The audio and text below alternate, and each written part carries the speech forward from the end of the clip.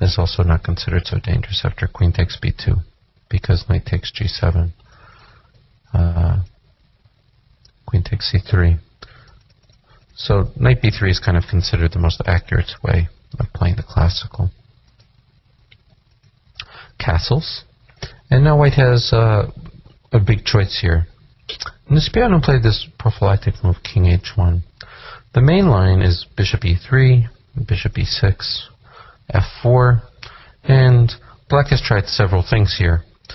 Queen c8 is an old line with the idea of stopping f4 to f5, as well as having the possibility of bishop g4 to trade off a piece. And another idea is to play rook d8 with the idea d5, after which black's knight would hop into e4. Another old line is knight a5 with the idea f5, bishop to c4. Pretty reliable variation. But the most modern variation is to just play rook c8, being unafraid of f5, just retreating to d7. The argument is the time lost is not an issue because of the weak e5 square, and there's a tactical justification. g5, knight e5, I'm sorry, g4, knight e5, g5, rook takes c3. If g takes f, then rook takes e3. And if bc, knight e4, with oodles of compensation for the exchange. Now, another line for white is to play rook e1 with the idea of bishop f1 and knight to d5, trying to open the e-file. And black has a few choices here. He could play bishop e6. He could even play interesting move b6. Then there's another idea that's kind of interesting with bishop e6, and that's to play a5, and then after a4, to play this unusual bishop takes, b3, cb, and then e6. The idea is to play like knight b4 and d5, and I think black has interesting play here, and very little to learn. Another variation, which Karpov used to like, is to play bishop to g5. And I had a game myself in this line against Grandmaster Fishbein years ago where I played a6, a4. We actually reached this by transposition.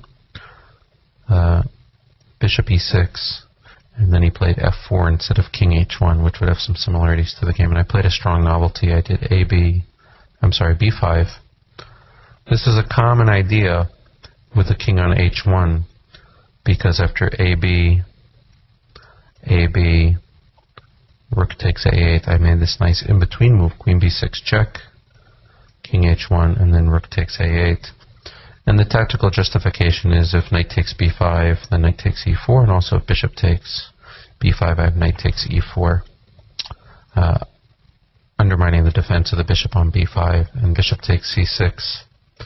Queen takes c6 protects my knight, and c3 and b2 are loose, so even if like knight takes, queen takes, bishop e7,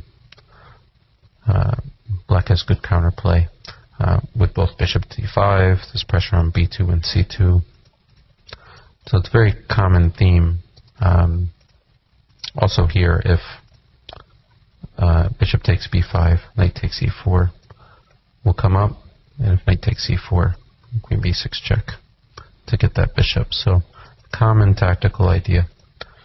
So Nisipeanu plays a prophylactic move, king h1, which probably is not so dangerous, a6, and now if a4, black can revert to this kind of plan with bishop e6.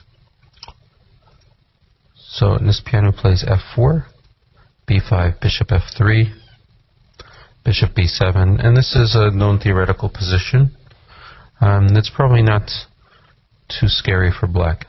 This is why I think in the Dragon, white absolutely has to play the Yugoslav attack, because most of these lines are not going to be too dangerous. Now here Nisipeanu played a4, which has been played before. There's this kind of critical line e5 that's